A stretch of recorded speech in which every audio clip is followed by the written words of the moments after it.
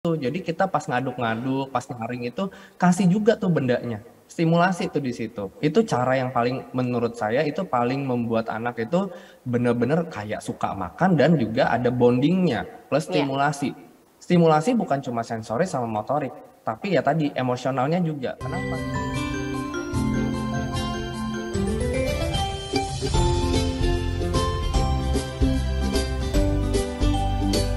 Di situasi seperti ini, yakin si kecil tetap terlindungi setelah beraktivitas? Baru, Sweetsal Hair and Body Antibakterial. Formulanya lembut melindungi hingga 99,9% dari kuman. Sweetsal, terpercaya lindungi si kecil. Berikan.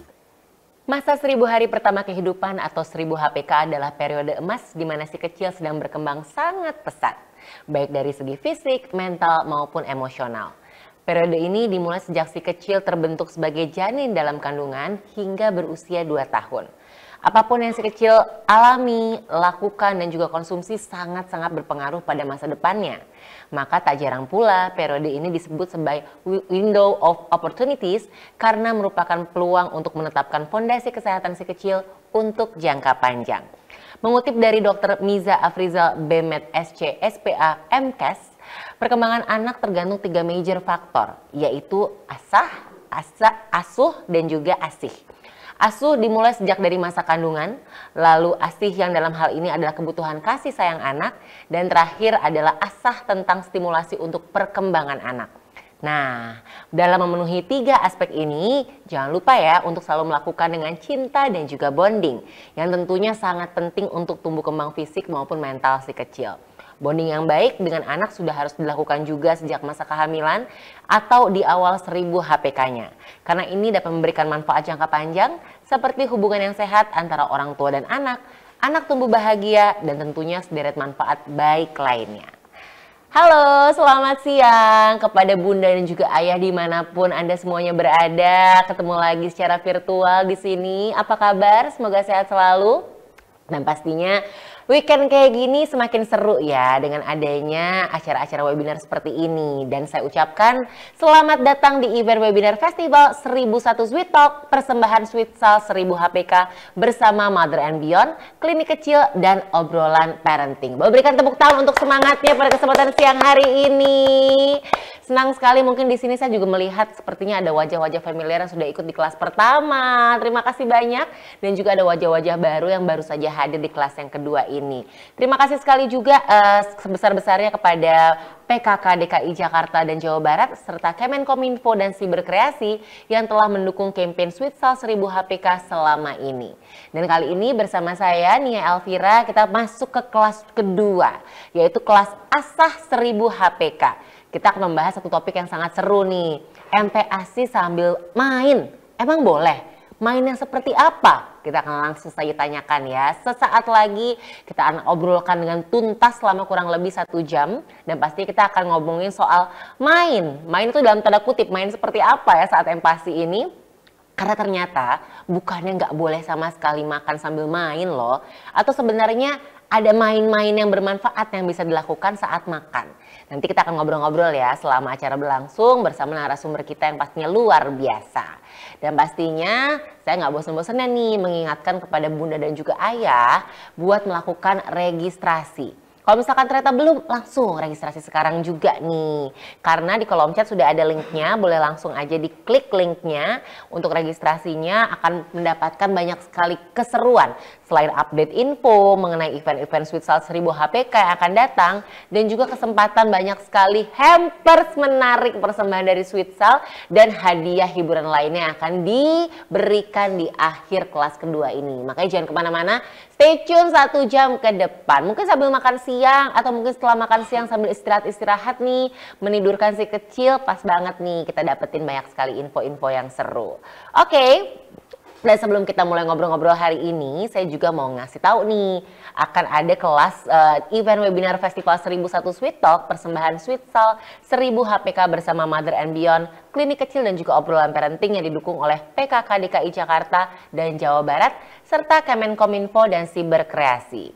Tadi di kelas pertama sekitar jam setengah 11 siang waktu Indonesia Barat, kita sudah membahas topik yang seru juga. Ini adalah kelas ASIH 1000 HPK, bebas panik jadi ibu baru. Dan ini juga kita ngobrol-ngobrol bersama Dr. Miza Afriza Bemet SCSPA MKes, seorang dokter spesialis anak, dan juga ada Mbak Samantha Elsner PSI, seorang psikolog anak dan juga keluarga. Nanti jam 3 sore ada lagi kelas ketiganya nih, kelas Asuh 1000 HPK. Seru juga pastinya, topiknya juga nggak kalah penting dari topik-topik kita yang akan kita bahas hari ini, yaitu A to Z atau A to Z, sukses menyusui untuk ibu baru. Nanti akan ada Dr. Lucky Yoga Satria SPA. Dan di kelas kedua ini kita juga ada kelas Asah 1000 HPK Ayah Bunda. Oke, dan pasti saya nggak sendirian di sini. Saya juga akan ngobrol-ngobrol secara virtual soal MPASI sambil main. Emang boleh? Kita akan ngobrol dengan seorang dokter spesialis anak yang sudah hadir juga bersama kita. Selamat siang kepada Dr. Andreas SPA. Apa kabar dokter? Boleh silahkan kita sapa semuanya. Halo, Dr. Andreas, apa kabar?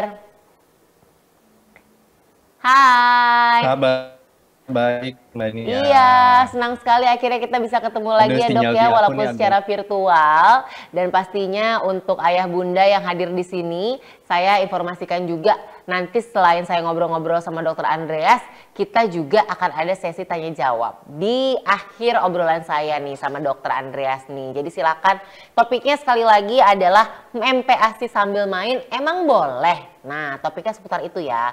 Ini adalah kelas Asah 1000 HPK. Jadi ini lebih tentang stimulasi, tentang motorik, tentang perkembangan tumbuh kembang fisiknya. Bisa nggak nih MPASI sambil main? Emang boleh?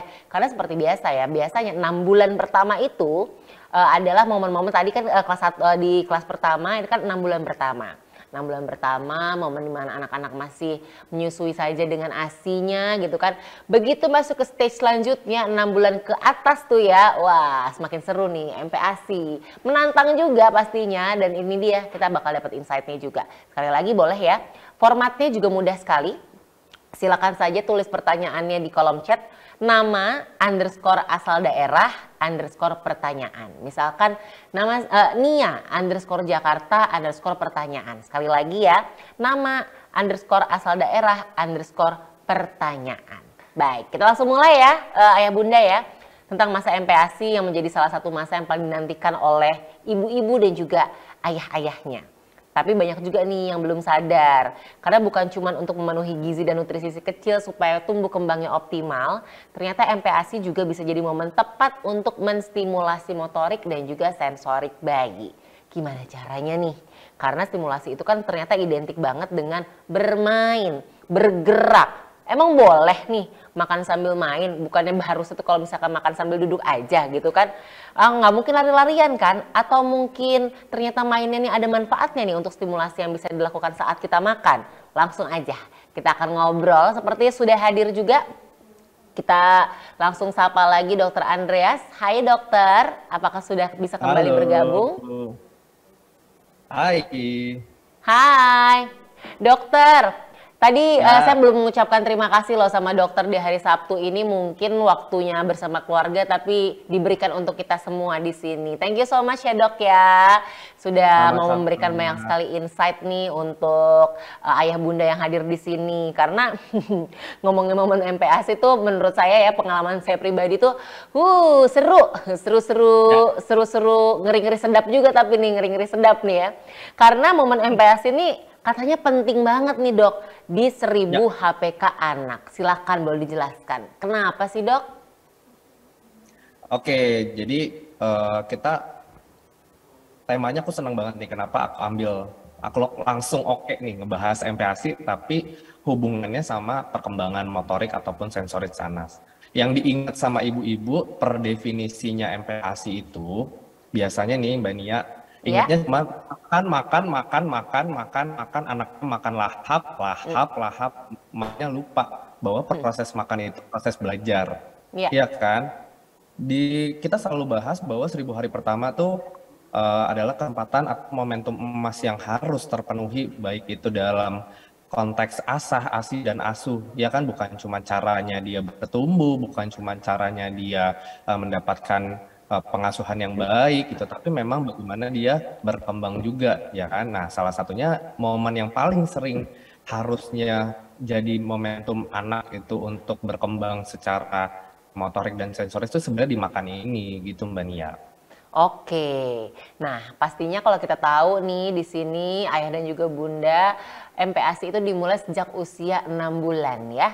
Usia 0 sampai 6 bulan itu eksklusif air susu ibu atau ASI. Nah, tanda-tandanya bayi siap MPASI itu walaupun memang di usia 6 bulan ada lagi nggak sih, mungkin ada dari fisiknya, mungkin juga ada dari gesturnya, ada nggak dok? Ada, jadi kalau ini sebenarnya basic MPASI harusnya semua orang tua udah paham banget. Jadi syarat atau tanda bahwa anak itu siap MPASI secara physically itu dia kelihatan kalau kita posisikan dalam posisi duduk, kepalanya sudah tidak oleng kanan kiri, udah begini, udah nggak begini atau jatuh ke depan. Itu yang pertama. Yang kedua, kalau ngeliatin mamahnya makan atau papahnya makan, kepo dia mau nyamperin tuh makannya. Iya. Yang paling penting ini selalu lupa nih Mbak Dia. Jadi kalau misalnya anak sudah diasiin, kan kadang dok aku tuh ASI udah per 2 jam tapi anaknya rewelnya minta ampun. Itu bukan kenapa-napa, bukan karena sakit, bukan karena anaknya ada yang salah, posisinya salah, tidurnya salah, enggak, tapi dia merasakan kelaparan yang lebih banyak lagi. Itu tandanya bahwa si ASI aja udah nggak cukup nih untuk memenuhi atau mengisi perutnya dia. Jadi dia nantinya akan butuh makan di usia 6 bulan. Gitu. Oke, baik. Terus apa nih yang kita harus perhatiin sebagai orang tua dok? Apalagi mungkin sebagai orang tua baru yang anaknya baru 1. Waduh, tadinya di kelas pertama tuh udah seru banget nih. Ibu-ibu kan panikan ya. Dan kadang-kadang kalau misalnya ibu-ibunya panikan, akhirnya satu rumah mungkin kebawa panik. Atau mungkin orang tuanya orang tuanya nggak panik, tapi mungkin support sistemnya yang panik. Nah ini nih, untuk mempersiapkan MPASI pertama tuh kadang-kadang kan excitednya tinggi ya, excitementnya luar biasa. Apa nih yang harus kita perhatikan, yang harus kita persiapkan juga? Oke, untuk mempersiapkan MPASI pertama adalah informasi yang tepat sebenarnya Mbak Nia. Jadi yang suka salah adalah mendapatkan informasi yang simpang siur, karena terlalu banyak orang pengen memberikan informasi tentang MPASI. Jadi saking banyaknya, saking antusiasnya orang tua itu akhirnya banyak saling sharing, tapi ternyata konteksnya beda-beda dan ternyata kurang tepat. Nah, jadi yang disiapkan adalah ilmu yang tepat, bagaimana cara pemberian MPASI, bahwa harus apa sih sebenarnya, kita mulainya dari mana sih, komposisinya berapa banyak sih, nah itu harus tahu nih. Nah, kayak misalnya nih, aku bagiin sedikit aja. Strategi kita dalam pemberian MPASI itu wajib diingat bahwa MPASI yang tepat adalah 6 bulan. Tidak diperkenankan pemberian MPASI itu di 0 sampai 6 bulan. Ya, jadi harus tepat di usia 6 bulan. Kenapa? Karena tadi kesiapan segala sistem tubuhnya itu baru muncul itu di usia kurang lebihnya 6 bulan. Ya, jadi penting bahwa tepat waktu. Yang kedua, adekuat. Adekuat ini adalah komposisinya Mbak Nia. Komposisinya itu karbohidrat, protein, dan lemak itu menjadi kebutuhan makro, artinya besar hitungannya, sedangkan vitamin dan mineral itu mikro, jadi harus terpenuhi. Jangan terbalik, kita harus banyakin sayur tapi nggak banyakin karbohidrat, protein, dan lemak. Jadi jangan seperti itu. Harus lebih banyak karbohidrat, harus lebih banyak protein, harus lebih banyak lemak dibandingkan vitamin dan juga mineral. Itu penting banget. Dan yang terpenting lagi, apapun yang kita berikan kepada si anak itu harus aman dan juga bersih kita bilangnya. Jadi cara mengolahnya, ya bagaimana cara membungkusnya, bagaimana cara pemberiannya itu harus seaman mungkin dan sebersih mungkin. Dan yang paling penting nih, diberikan secara responsif. Ini yang selalu dilupain sama para orang tua. Responsif itu apa? Nah, responsif itu lihat pertama, anaknya ngantuk apa tidak, anaknya lapar enggak, anaknya udah kenyang apa enggak, anaknya mukanya seneng atau enggak, anaknya bete atau enggak. Nah, itu juga penting ternyata untuk disiapkan sebelum memulai MPASI itu. Oke, terus menu MPASI pertama yang dianjurkan tuh apa sih dok? Soalnya kan banyak banget nih beredar nih. Ya. Ada yang bilang buah dulu aja untuk mengenalkan makanan, atau sayuran aja dulu di pure-pure. Ada juga yang bilang beras dulu gitu kan ya, bubur nasi. Ada yang 4 bintang. Nah ini sebenarnya yang paling ideal mungkin menurut update terbaru dari sisi medis tuh apa dok? Aku ada sharing PowerPoint nih kayaknya, menu ya. Oh, mau sekalian dipresentasikan. Terima kasih banyak nih dok. Oke, Ya, silahkan silahkan. di slide nomor ada di bawah ya, itu aku ada Ya, share next next next. ya, Terus, nah nih tadi syaratnya nih Mbak Nia, tapi kita udah bahas. ya. Nah nih, Oke, contoh menu itu ada di slide boleh next, selanjutnya silakan. next Ya, lagi, next silakan lagi, selanjutnya. next, Ya, next lagi, oke. ya, next lagi, next Mhm. lagi, next lagi, next, next, next, next, next, next. Ya, Nah, ini dia, habis ini ya. Nah, oke. oke. Nah, ini dia. Di sini lihat ya, banyak banget nih gambar-gambarnya nih Mania. Aduh, ada daging, ada ikan, ada sayur, ada buah, ya kan? Ini. Jadi menu yang baik itu mencakup semua makro dan mikronutrien yang dibutuhkan untuk anak. Ya, ya, secara komposisi itu kenapa kita sebut makro? Karena memang banyak banget yang dibutuhkan, ya kan? Berarti besarannya itu besar. Sedangkan mikronutrien besarnya kecil. Nah, makanan apa yang baik? Makanan yang mengandung karbohidrat. Karbohidrat itu pilih, Mbak Nia. Boleh nasi, boleh tepung beras, boleh kentang, boleh jagung, boleh ubi, boleh singkong. Mana yang menjadi makanan pokok harian di daerahnya masing-masing silahkan diberikan pertama kali. Itu dia. Lalu pilihan proteinnya itu kita selalu pilih protein hewani. Protein hewani ini juga penting banget diberikan karena mengandung eh, protein yang mudah diserap oleh tubuhnya. Nah, protein hewani berarti semuanya dari hewan-hewanan. Nggak ada yang lebih baik, ya. Baik itu ikan, ayam, daging sapi, daging kambing, telur, itu semua sama baiknya. Tinggal dipilih nih, mana yang mamah mau siapkan terlebih dahulu. Ya, yang terakhir itu adalah lemak. Lemak itu banyak banget sumbernya. Bisa dari santan, ya bisa jadi dari minyak, bisa juga dari butter atau keju, terserah. Selama tidak ada alergi silahkan diberikan. Nanti sayur dan juga buah boleh diberikan. Jadi salah kalau ada anggapan bahwa kasihnya pisang dulu deh, kasihnya pepaya dulu deh, kasihnya buah naga dulu deh, coba-coba. Enggak. Kita harus memenuhi semua kriteria makanan tadi untuk memenuhi sekitar 21% kebutuhan kalori anak di usia 6 sampai 9 bulan, nanti meningkat di 9 bulan sampai 12 bulan kurang lebih 50% gitu Mbak Nia. Oh begitu. Wah jadi makin jelas nih. Dokter, apakah ada yang mau dipresentasikan lagi dari presentasinya, silakan? Atau nanti Oke, mau mengikuti aja? kita ngikutin aja Mbak Nia. Oke, baik, baik, baik. Nah, sekarang tadi saya sempat lihat tadi slide-slide-nya. Ketika kita udah dapet nih menu makanannya, gimana dengan jadwalnya nih dok? Pemberian makan, apakah sama orang dewasa gitu kan, pagi, siang, malam? Atau mungkin durasinya harus sering seperti menyusui dok? Silakan dok. Oke, itu slide berikutnya ada ya. Jadi Mbak Nia, yang penting dari MPASI itu adalah yang pertama itulah jadwal makan anak ya. Ini bisa di-download sebenarnya di website Ikatan Dokter Anak Indonesia tuh ya. Ya, ada contohnya diberikan. Nah, pemberian makan itu bervariasi antara 6 sampai 12 bulan itu beda-beda. Jadi kalau di 6 bulan biasanya itu pemberian makan kurang lebih 2 sampai 3 kali makan utama. Nah, pemberian jadwalnya ini adalah jadwal yang rata-rata biasanya cocok sama anak-anak nih. Jadi di 6 bulan kalau di jam 6 pagi masih diberikan ASI. Lalu makan tuh antara jam 7 sampai jam 8 tuh berikanlah makan pagi.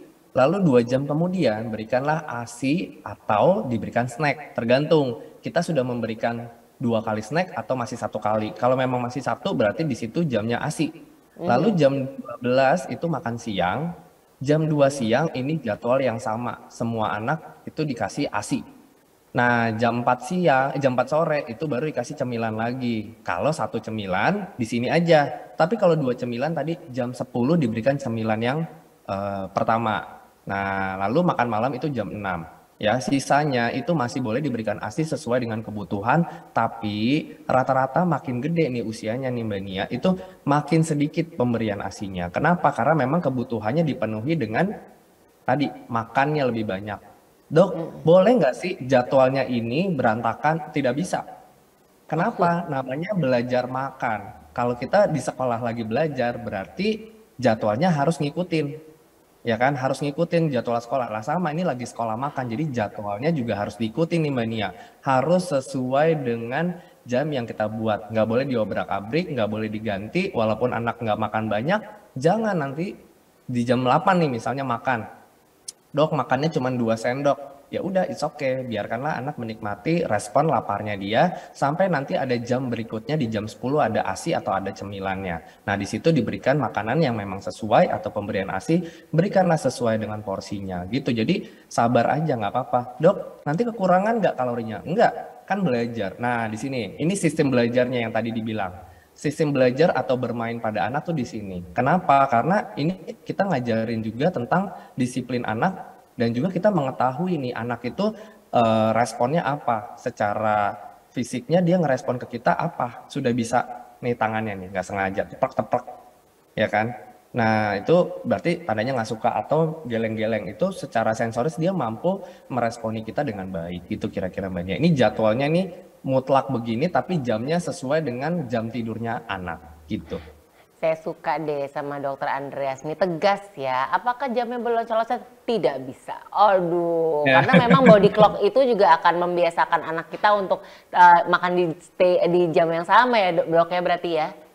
Iya Mbak Nia, sama aja kita kan gitu ya. Kalau misalnya nih Mbak Nia praktek di tempat lain gitu ya, kayak aku ya kan. Di jadwal rumah sakit aku jam 7 sampai jam 9, tiba-tiba aku jam 9 baru datang. Itu ibu-ibu udah ngomel kan semua. Nah, kayak Betul gitu. sekali. Iya, iya, iya. Jadi kita Oke. membiasakan sesuatu yang baik gitu Mbak Nia. Baik, wah makin seru nih obrolan kita nih. Ayah bunda, boleh kalau misalkan ingin bertanya silahkan monggo, sekali lagi gampang sekali. Formatnya adalah nama, underscore dari mana, dan juga underscore pertanyaannya. Langsung saja tulis di kolom chat di webinar kali ini. Kalau saya lihat tadi udah banyak banget nih pertanyaannya. Nanti akan dicari pertanyaan-pertanyaan terpilih, dan sekali lagi, oh iya biar makin semangat ya dok ya. Akan ada 3 pertanyaan terpilih yang dapat hampers dari Sweetsal nih dok. Jadi monggo silahkan ya. Jempolnya udah dikasih nih sama dokter Andreas. Dan makin jempolan lagi kalau misalkan anak kita tuh jadi pinter makan ya dok ya. Aduh seneng banget nih.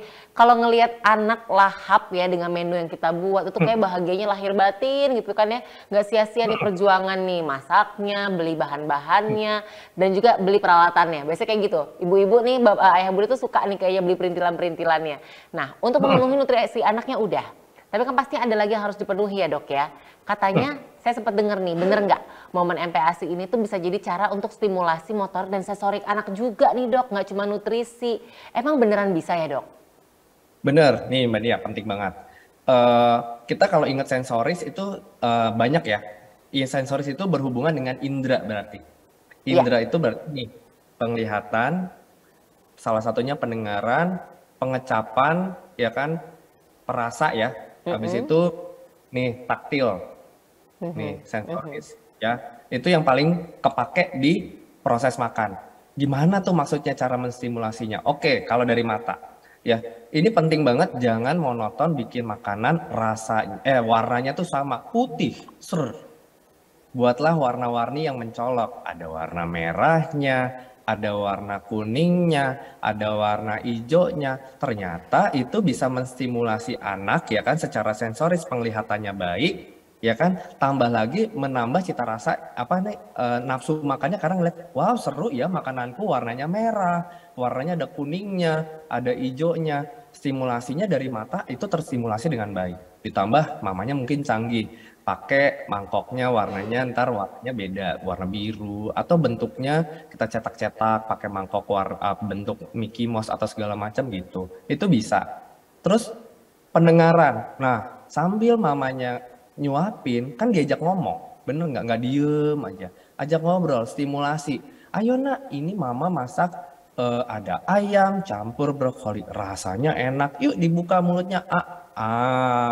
Enak nak. Wow, anak pintar itu stimulasi untuk pendengaran dan juga bicaranya dia.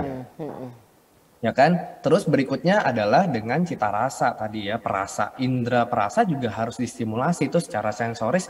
Makanya pentingnya adalah memberikan cita rasa pada makanan anak. Nggak harus memakai garam dan gula, ya bukan nggak boleh. Tidak harus memakai garam dan gula, tapi kita bisa memakai perasa yang lebih alami, ya kan? Misalnya kayak jagung itu manis, kayak misalnya ceker itu jadi lebih gurih, lebih asin. Nah, itu lebih alami dan lebih dianjurkan dibandingkan harus memakai yang tambahan-tambahan yang mungkin kita jadi khawatir gitu. Nah, itu silahkan. Itu juga untuk menstimulasi rasa. Yang berikutnya lagi nih, stimulasi taktil. Biarkanlah anak itu megang-megang, comak-camik perut, apa sih makanannya di piring, terus megang sendok, megang garpu, ceprak-ceprak itu stimulasi anak secara sensoris. Kenapa? Ya ini penting banget karena anak yang sensorisnya baik itu nanti proses makannya ke depan makin bagus. Nah, kalau motorik gimana? Sama, motorik juga.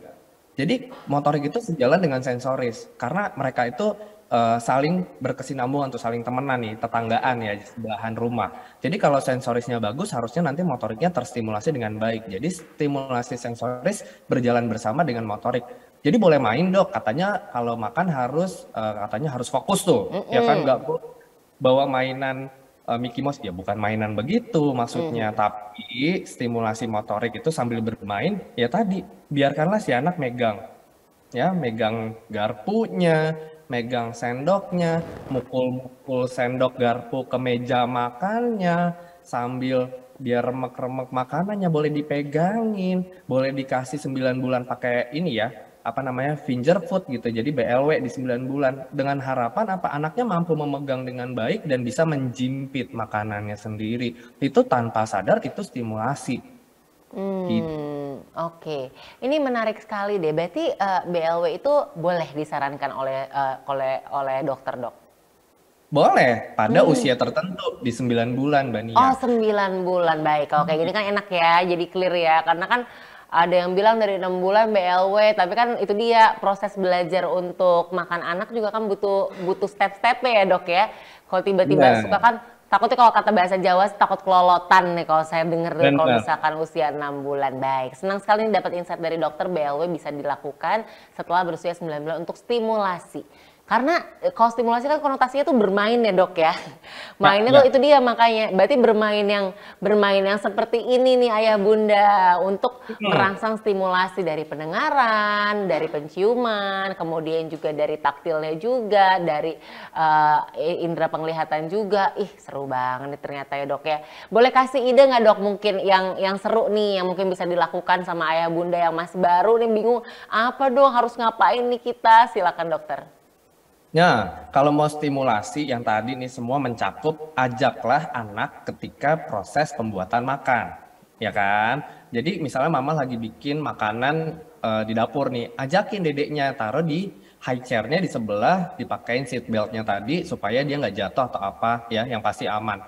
Duduk situ, jadi sambil mamanya masak, indera penciumannya kecium kan, makanannya lezat. Oh, jadi itu kita merangsang sensorisnya dia, sambil dia dikasih lihat tuh, kita beliin deh misalnya alat-alat masaknya, tapi yang buat mainan, ya kan?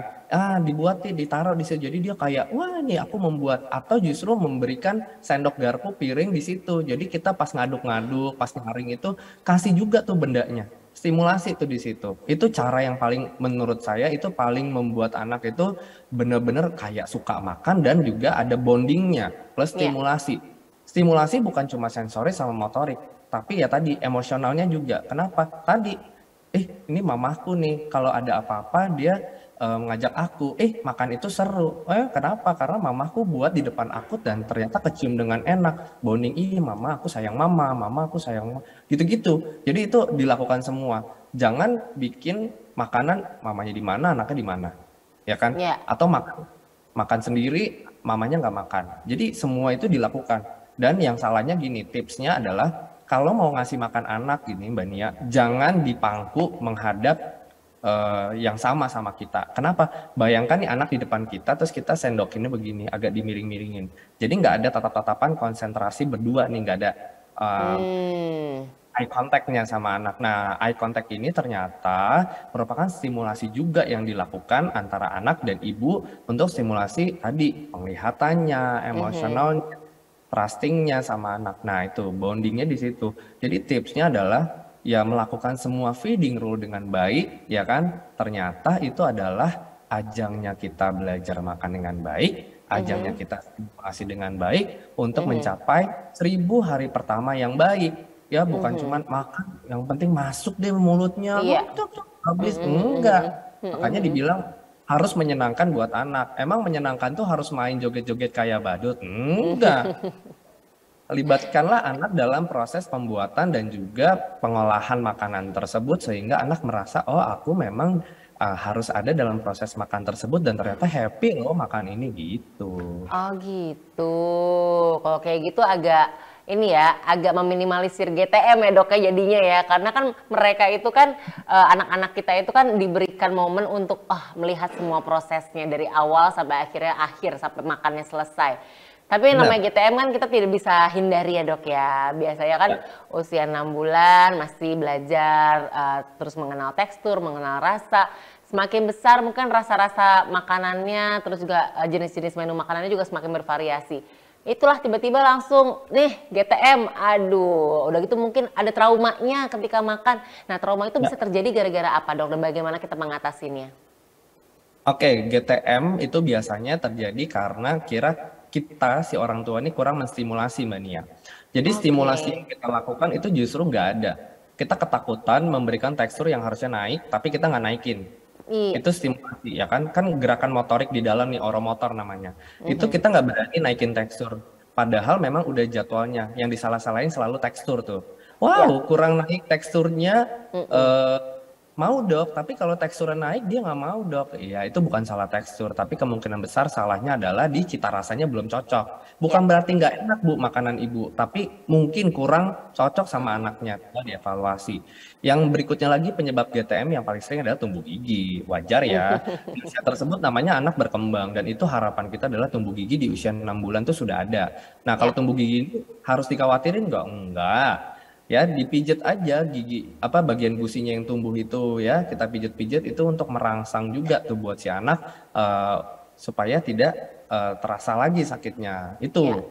Terus penyebab GTM berikutnya adalah itu stimulasi makanannya nggak dikerjain. Jadi waktu makan nggak main, ya nggak main yang tadi, nggak dikasih sendok, nggak dikasih garpu, piringnya sibuk dipegangin sama maknya doang, nggak dikasih di anaknya nggak tahu tekstur makanannya, nggak boleh dibenyek-benyek, takut kotor, ya kan, terus warna-warninya nggak dibuat, ini kan kayak gini, warnanya kan kuning nih, di layar kan seru ya Mbak Nia, kuning, hijau, merah kan seru, si anak tuh kayak, ini apa sih? Nah itu kita nggak berikan, warnanya putih, polos, siapa yang mau makan gitu kan, jadi tertarik itu nggak dilakukan biasanya. Jadi stimulasi-stimulasi ini tanpa sadar ternyata itu harusnya bisa dikerjakan dengan sepele, ya kan gitu gini nih warna-warni aja. Cuman kita kayak enggak kayaknya nggak ngaruh deh, ngaruh atau siapa. Terus kalau udah GTM atau trauma itu bisa nggak sih diperbaiki? Bisa. Ya tadi trauma kayak misalnya nih Mbak Nia nih ngelihat Mbak Nia bawa piringnya warna merah, ya kan? Dia tahu piring merah itu membuat si mamah ini kayak effort ngasih ke dia. Jadi harus makan lebih dari 30 menit karena mamanya pengennya makan nih sampai habis ya kan. Mbak Nia nyuapin anak terus di kepalanya si anak, waduh ini mak gue bawa piring merah nih selesai lah hidup. Ya kan itu langsung teringat stimulasi penglihatannya baik, stimulasi di kepalanya di otaknya udah terekam tuh. Tapi jadinya nggak baik kenapa jadi trauma. Terus tapi kalau dia lihat piring warna kuning misalnya gitu kan, ternyata waktu pengalaman dia kemarin makan warna kuning dengan piring kuning dan sendok warna kuning ternyata enak gitu. Ketika piringnya kuning dibawa sama si ibu nih, wow ini makanan kuning, padahal dia belum tahu makanannya apa, dia senang, wah seru gitu ya. Nah kayak gitu itu ternyata stimulasi kan. Tapi tadi kalau stimulasinya membuat anak trauma ya udah deh jadi deh terngiang-ngiang di kepalanya gitu. Tapi trauma bisa hilang nggak dok? Bisa dong, pasti bisa. Ya, yang ada kita kalau healing itu ya, healing sesuatu itu ya sabar memang. Ya Iya, makanya iya, jangan iya. sampai nih, jangan sampai kita ngobatin, kalau bisa sih dicegah traumanya Amin, gitu. amin, amin. Terima kasih banyak dokter. Ya namanya juga MPASI ya, perjuangannya juga seru juga nih pastinya nih ayah dan juga bunda. Karena MPASI biasa aja kan biasanya berantakan nih. Dan pastinya nggak Ya, apa-apa, itu adalah proses belajar ya. Apalagi MPASI yang seru-seruan kayak stimulasi kayak gini nih. Wah, yang tiba-tiba banyak apa namanya merasakan tekstur-tekstur makanan dengan tangannya gitu kan. Udah gitu coba BLW akhirnya apa namanya akhirnya tumpah-tumpah di baju gitu kan, atau mungkin coba untuk megang mangkok tiba-tiba kuah supnya juga tumpah gitu kan. Itu memang butuh proses, pelan-pelan juga nanti anak akan belajar dan pastinya anak-anak juga akan makin pintar. Anak-anak itu pintar-pintar sekali loh ayah bunda, dan pastinya kalau misalkan kita udah berantakan kayak gini ya tinggal dimandiin aja. Mandiin juga bonding momen ya dok ya. Mandiin si benar. kecil sambil eksplorasi juga. Kita juga tentunya bisa kasih satu produk-produk yang luar biasa. Ya apalagi kalau bukan Sweet Sal. Ini favorit nih. Favorit anakku dari lahir dan sampai sekarang juga masih pakai. Karena simple banget. Ada Sweet Sal 2-in-1 Hair and Body. Ini adalah sabun cair dan juga shampoo yang dikemas menjadi satu produk yang praktis. Udah nggak usah ribet. Tinggal satu pump, 2 pump ya, bisa buat rambut sampai ujung kaki tuh. Nggak usah pusing-pusing nih pokoknya ya. Dan pastinya Sweet Salt 2-in-1 Hair and Body ini sudah teruji allergenik dan juga aman untuk ayah bunda, untuk bayi yang kulitnya sensitif sekalipun. Dan pastikan nggak cuman badan aja yang bersih, peralatan makan juga harus bersih, harus higienis ya ayah bunda ya, sebelum mulai waktu makannya, kemudian juga alas makannya, tangan ayah bunda, tangan kita sebagai yang memberikan makanannya, dan juga tangan si kecil setelah dicuci tangan, dilap juga bisa pakai Sweet Salt Baby Wipes ya. Praktis, sudah pasti higienis.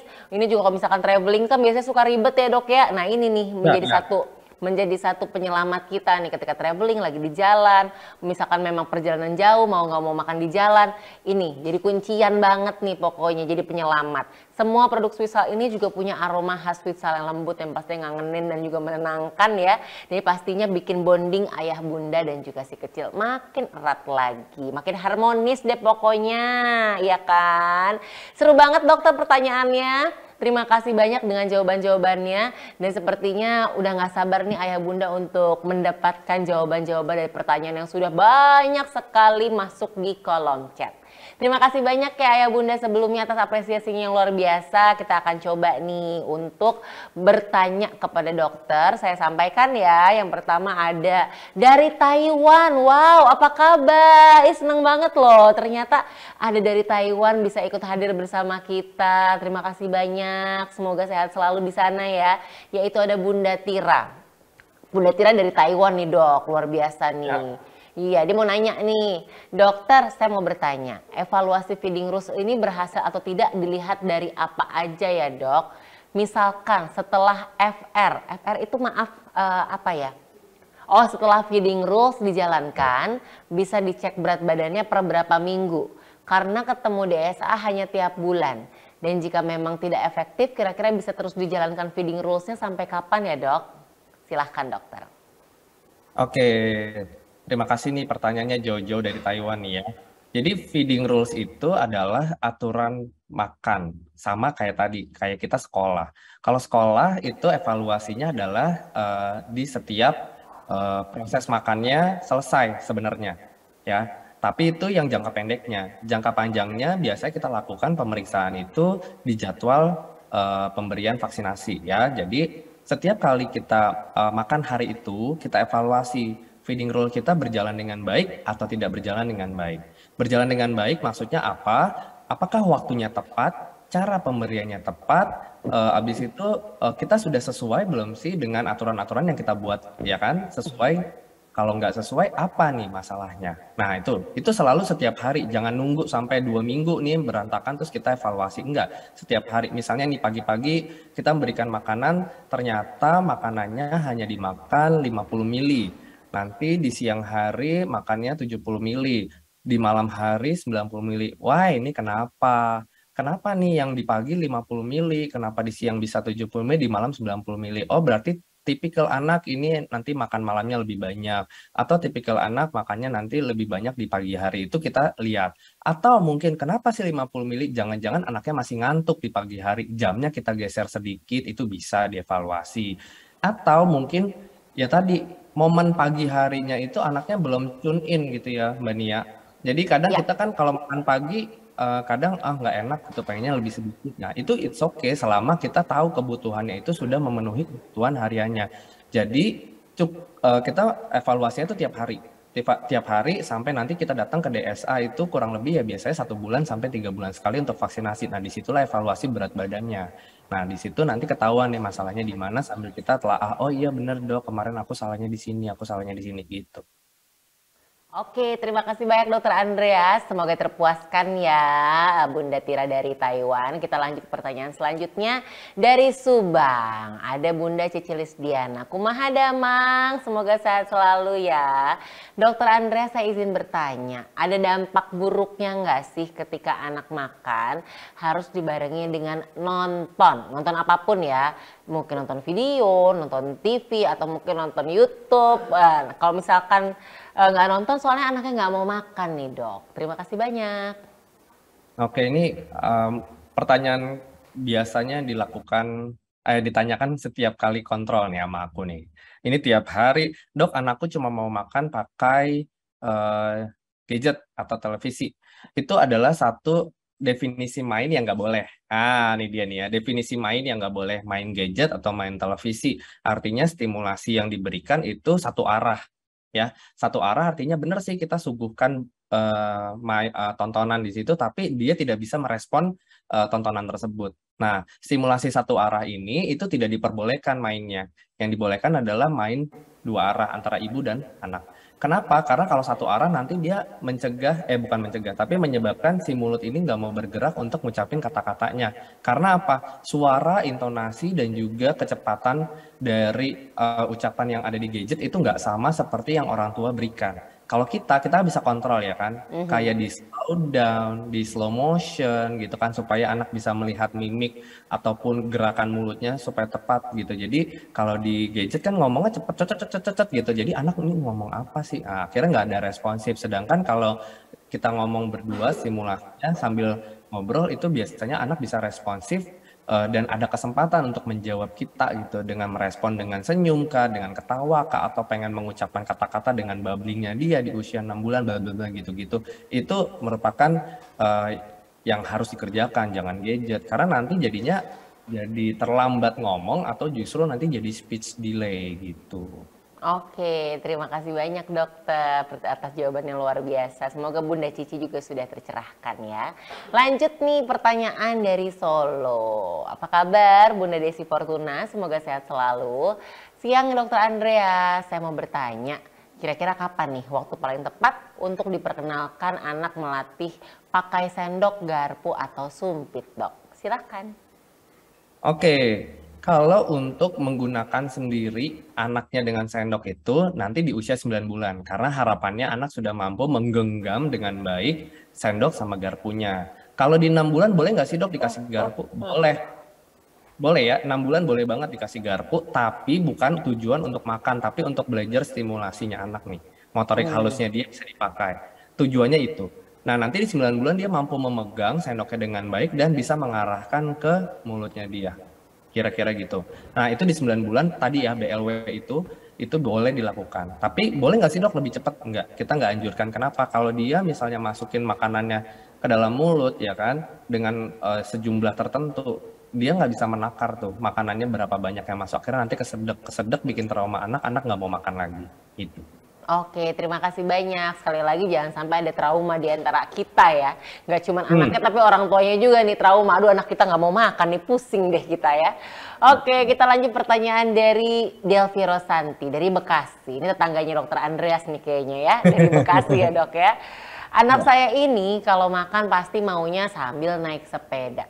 Kalau diem duduk di rumah makannya suka diemut nih dok. Gimana nih supaya si anak makannya tidak sambil main ya dok? Nah ini main dalam konotasi berbeda ya dok ya. Apakah akan jadi kebiasaan? Iya tuh saya juga suka lihat kadang-kadang harus dibawa jalan-jalan keluar sambil lihat-lihat burung, lihat-lihat, maksudnya lihat pemandangan. Itu gimana dok? Boleh nggak sih?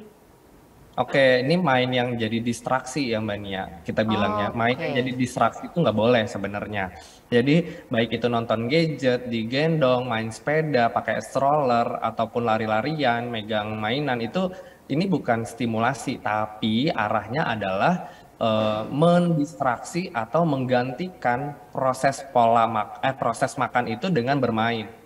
Jadi ini terbalik. Artinya apa yang diingat itu adalah mainnya, bukan makannya.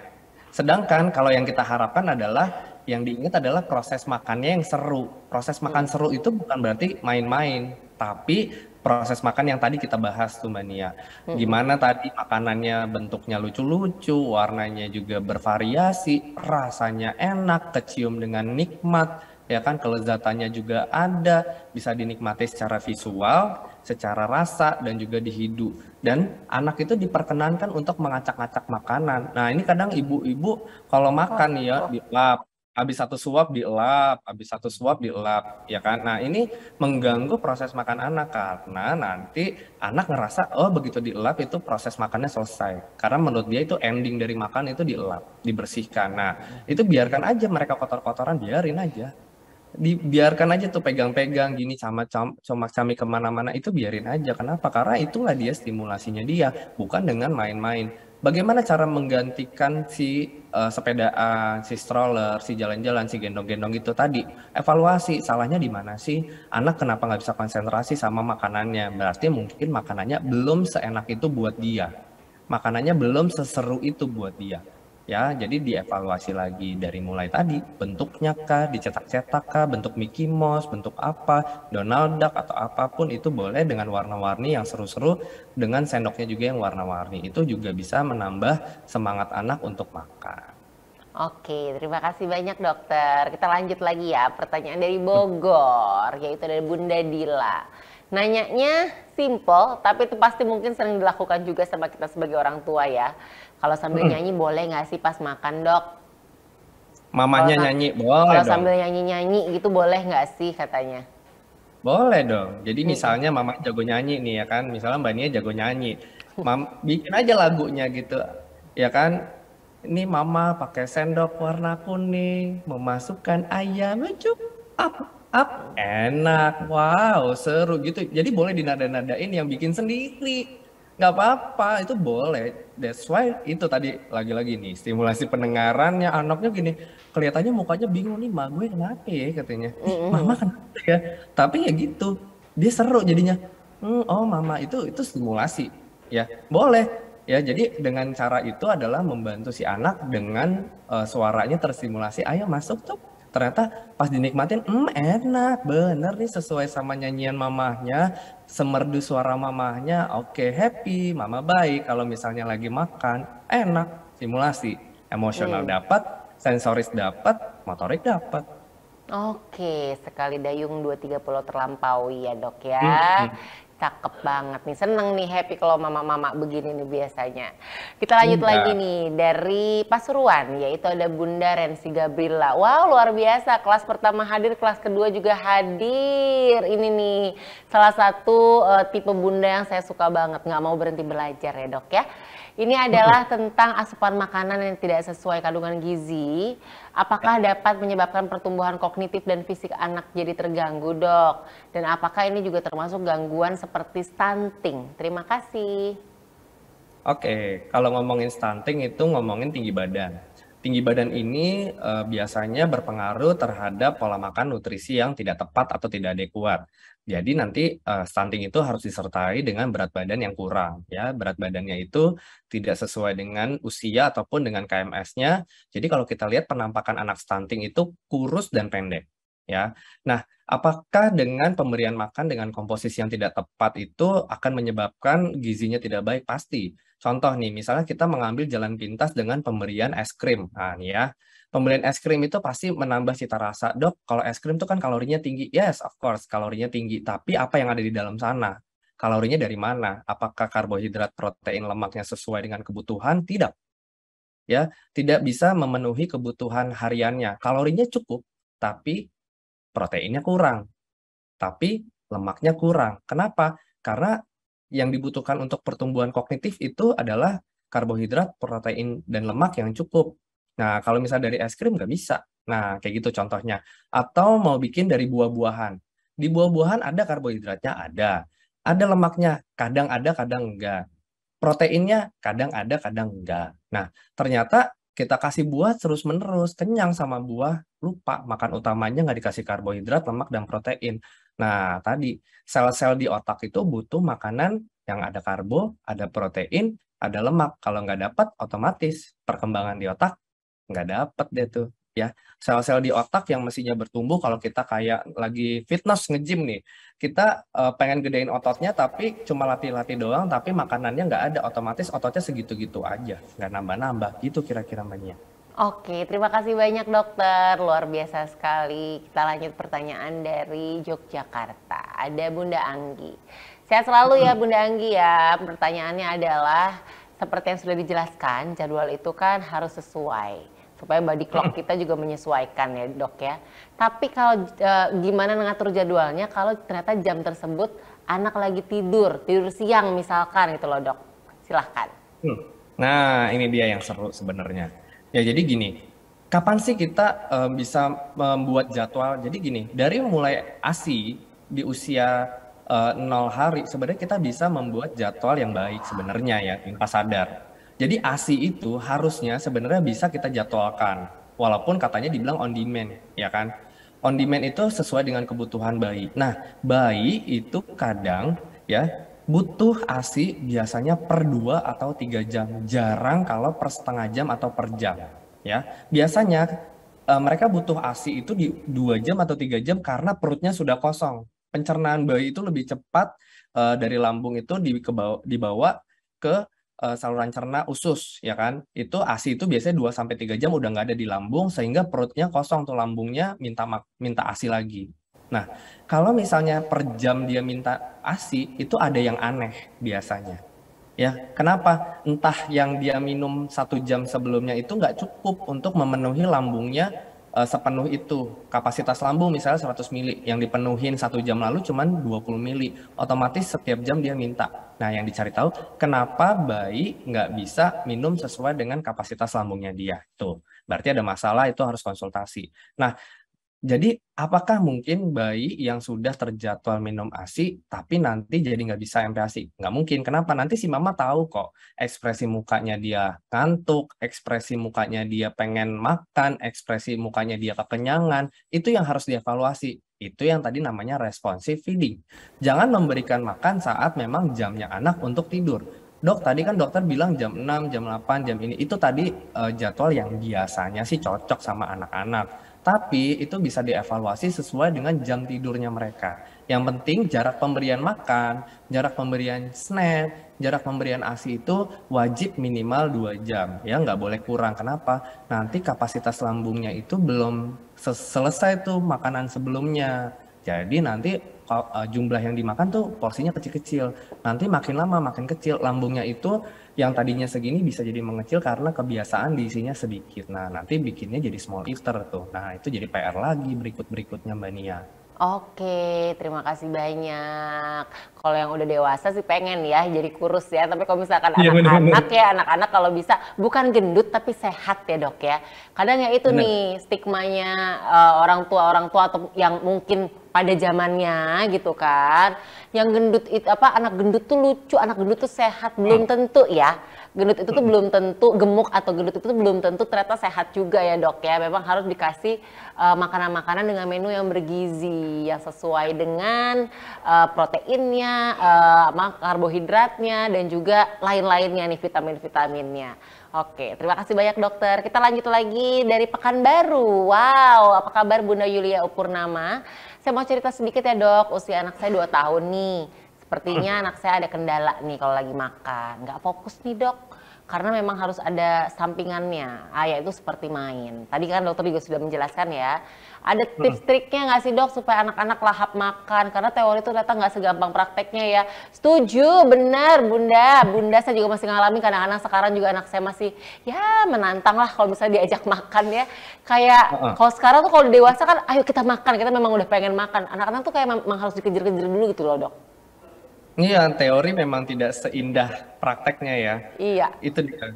Kenapa praktek itu jauh lebih penting dibanding teori-teori doang. Nah gitu, iya dokter ngomongnya teori doang, iya sih gitu. Tapi ya itu, tugasnya kita adalah mendampingi dengan pemberian teori yang tepat. Tinggal mama mempraktekkan dan kita tuh ngedukung semangatnya.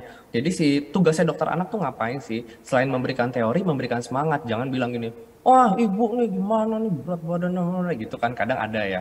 Tapi tugas kita adalah tenang mah, makan itu adalah proses belajar. Jadi mama nggak usah takut. Kenapa? Karena yang namanya proses belajar itu tahap demi tahap. Memang ya itu satu hal yang menantang. Nggak mungkin ya kalau naik kelas dari kelas lulus ASI 6 bulan, lulus 1 tahun, lulus 2 tahun terus mama mulus-mulus aja. Enggak, pasti ada tantangannya. Nah tantangan inilah yang mama harus jawab bersama dengan dokter anaknya. Ngobrol, dok aku solusinya apa, aku udah kasih ini, aduh kayaknya nggak mempan ya dok. Nah itu nanti ngobrol, apa sih solusinya, GTM parah, milih-milih makan. Yes of course, itu setiap anak tuh pasti begitu. Nggak ada ceritanya anak nggak pilih-pilih. Coba kita aja disuruh milih, mau makan misalnya sushi ya kan, atau mau makan jengkol, tergantung seleranya mama yang mana. Mama seleranya sama sushi atau seleranya sama jengkol. Kalau tipikal yang selera sama jengkol pasti pilihnya jengkol, nggak mungkin mau sushi gitu. Jadi kita lihat aja seleranya anak, apalagi usia 2 tahun. Usia 2 tahun ada komunikasi yang bisa diberikan sama anak, suka atau tidak suka, tanyakan sama mereka. Kalau mereka misalnya aku nggak mau negosiasi, tanyakan, kamu maunya apa sayang, apa mau buat apa, kita buat bareng yuk gitu, yuk kita buat, wah coba yuk gitu. Nanti dia menghargai apa yang dia buat bersama mama dengan dia memakan yang tadi. Nggak enak mah buatan aku gitu, ntar buat lagi yuk yang lebih enak. Jadi seru, libatkanlah tadi proses makannya itu sama proses pembuatannya ya. Jangan menyerah kalau dia nggak suka, jangan marah kalau dia nggak mau. Kenapa? Ya namanya selera.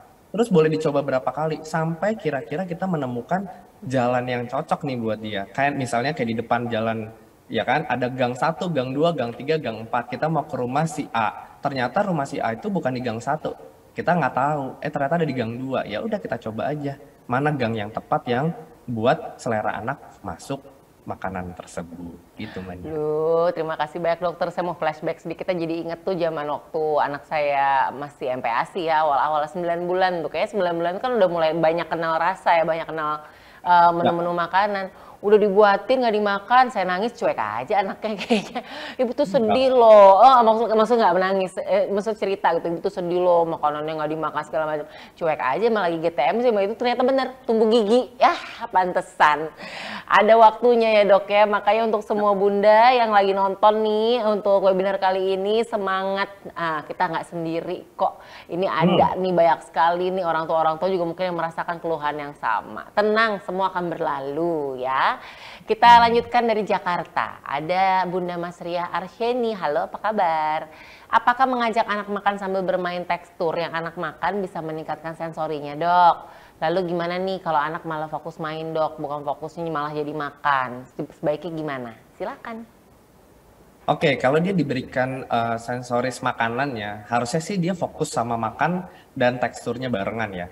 Tapi kalau tadi diberikan mainan-mainan yang lain, misalnya mobil-mobilan atau apa, itu dia nanti fokusnya ke sana. Tapi kalau dia diberikan sendoknya gitu, kadang itu stimulasinya dia.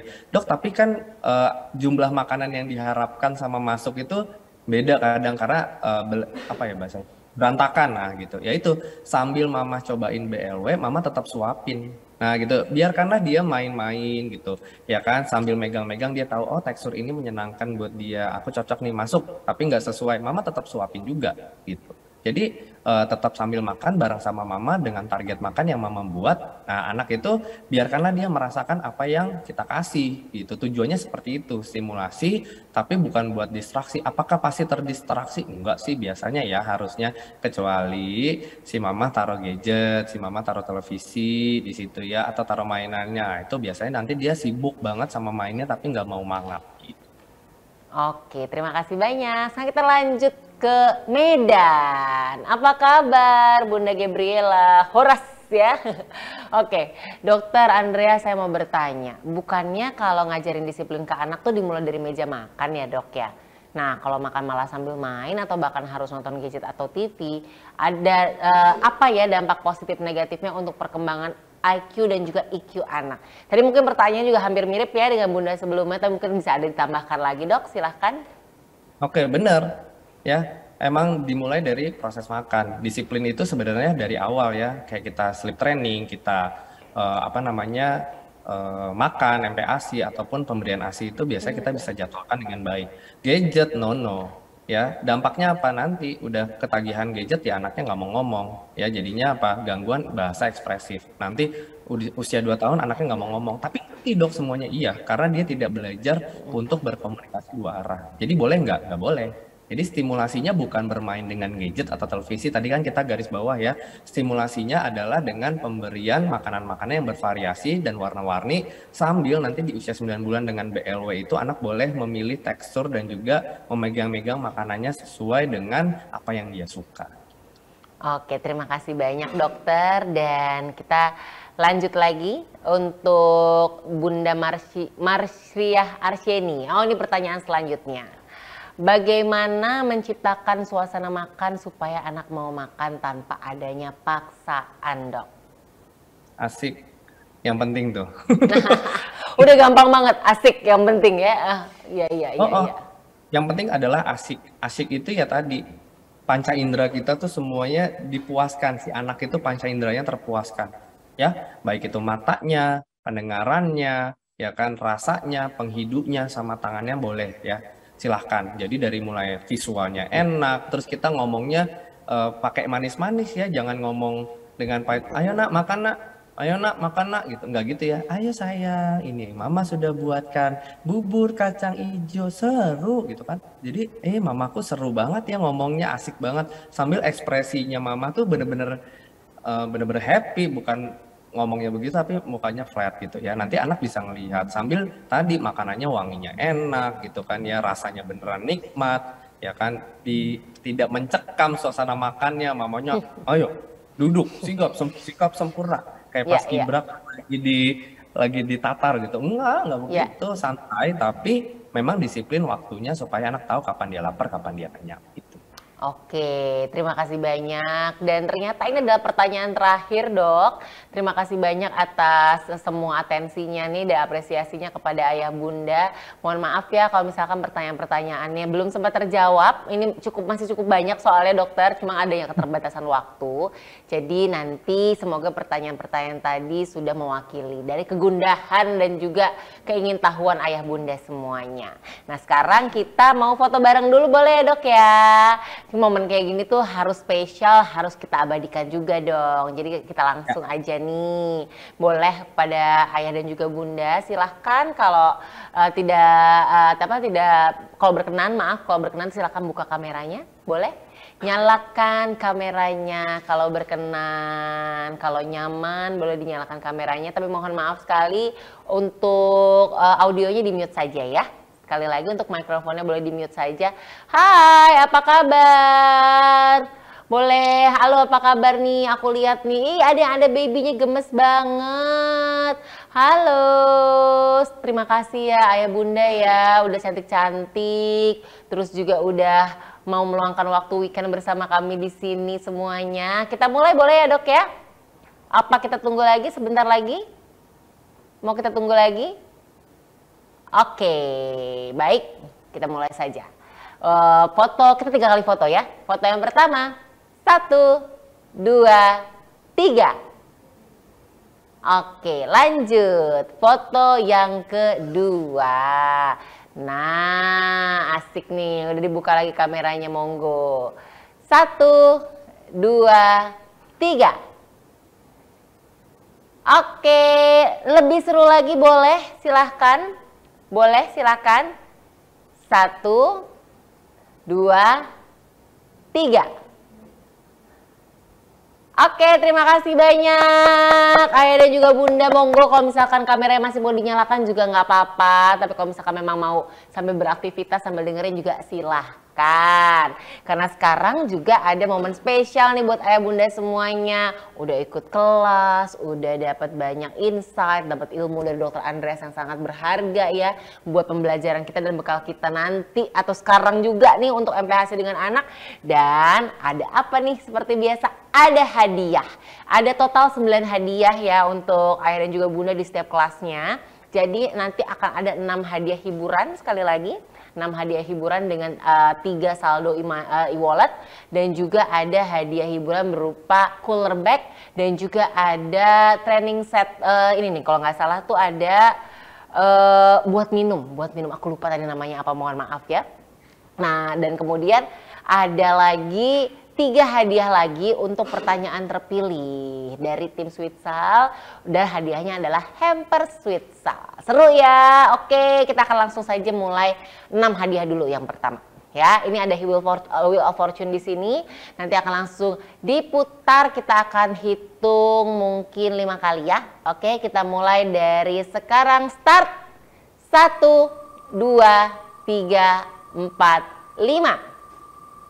Iya, kira-kira siapakah yang akan mendapatkan hadiah pertama saldo e-wallet? Selamat kepada Aam, hore. Lanjut langsung yang kedua, kita gresep aja. Kalau urusan hadiah tuh pastinya kan pengen buru-buru dapet ya. Silahkan. Stop. Nah, kira-kira siapa? Bunda Dini Heriani, congratulations, selamat mendapatkan saldo e-wallet juga. Langsung kita lanjut yang ketiga, lumayan banget nih. Buat nanti jajan-jajan kan, saldo e-walletnya ini bisa lah dibuat jajan-jajan weekend-weekend nggak usah masak kan. Stop. Oke. Selamat kepada Bunda Firly Juwita Sari, yeay. 3 saldo e-wallet sudah. Nah sekarang lanjut kita kepada 3 hadiah lagi, yaitu ada cooler bag dan juga training cup. Aku nggak tahu nih yang menang ini bakal dikasih apa, tapi di antara 2 itu pokoknya hadiahnya untuk 3 orang. Ya, silahkan. Apa saja dan juga siapa saja akan memenangkan, kita buka lagi Wheel of Fortune-nya, boleh silakan. Oke, kita pemenang pertanyaan terbaik dulu ternyata. Pertanyaan terpilih.